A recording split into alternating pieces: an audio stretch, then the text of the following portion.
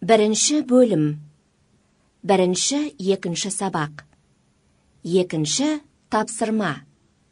Мәтінді мұқият тыңдаңдар. Тыңдалған мәтін бойынша түйіндеме жаз. Көне түркі жазба ескерткіштері. Түркі руникалық жазба ескерткіштері 7-9 ғасырлардағы көне түркі ойма жазулары мен қолжазбалары, көне түркі әліпбиіндегі әр алуан мәтіндер. Көне түркі жазба ескерткіштері арқылы қазіргі түрік халықтарының көне тілін, тарихын, этногенезін, географиясын, рухани мәдениетін, жазба дәстүрін, әдет-ғұрыптары мен дүние танымын білуге болады. Көне түркі жазба ескерткіштері табылған аймақтарға Сібірдегі Енесей, Лена өзендерінің аңғарлары, Монғолиядағы Архон, Онгин, Селенга өзендерінің алқабы, Орта Азия мен Қазақстандағы Талас пен Сыр бойы, Ертіс пен Іле қойнауы жатады.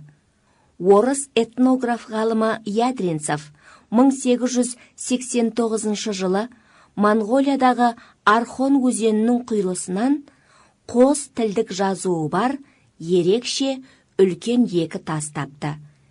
Кейіннен біреуі Білге Қағанға 735 жылдары, екіншісі оның інісі Күлтегінге 732 жылдары қойылғаны белгілі болып, мазмұны толық анықталды.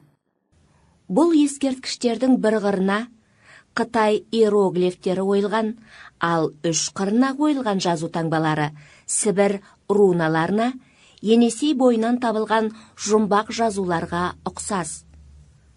Бұл жазулар сыртқы көрінісі жағынан Скандинавия руналарына біршама ұқсас болғандықтан руникалық немесе руна тәріздес деп те аталды.